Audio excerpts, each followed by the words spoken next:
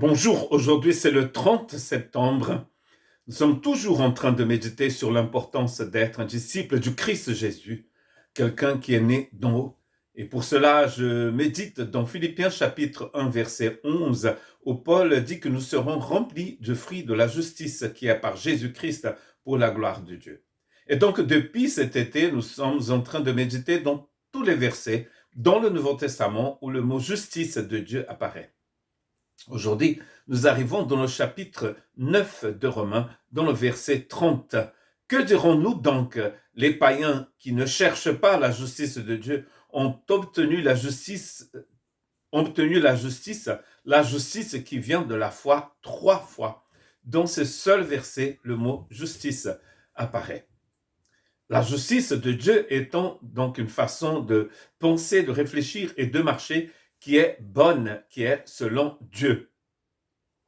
Cette justice ici, alors Paul défend en fait son évangile en disant que les païens qui ne cherchaient pas en fait la justice de Dieu l'ont obtenue par la foi. Bien sûr, il va expliquer dans le chapitre 10 que c'est en entendant en fait le message de l'évangile que nous pouvons avoir cette foi.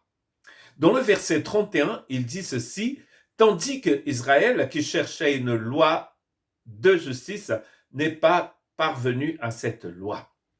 Il est en train de dire que le peuple d'Israël qui a connu en fait les prophètes, qui a connu les révélations du Seigneur, ils n'ont pas tous en fait reçu cette justice par la foi, parce beaucoup d'entre eux ont rejeté le Messie quand il est apparu, quand il s'est manifesté. Mais certains,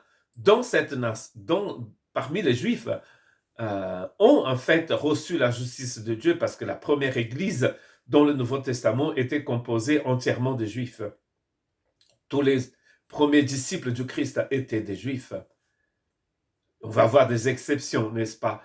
Mais la plupart d'entre eux étaient des Juifs. Il faut attendre le livre des Actes des Apôtres pour voir rentrer dans l'Ecclésia du Christ des peuples d'autres nations. Toujours dans le chapitre 9, versets 32 et 33, pourquoi? Parce qu'Israël a cherché non par la foi, mais comme provenant des œuvres. Ils se sont heurtés contre la pierre d'achoppement, selon qu'il est écrit: voici, je mets en Sion une pierre d'achoppement et un rocher de scandale, et celui qui croit en lui ne sera pas confus. C'est une prophétie de l'Ancien Testament et d'Ésaïe. Et Paul est en train donc de citer cette prophétie.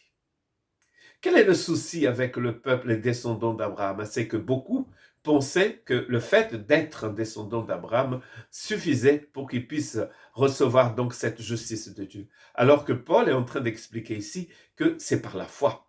Et il va dire ailleurs qu'il n'y a pas de différence entre un juif et un non-juif. Tous reçoivent cette justice par la foi.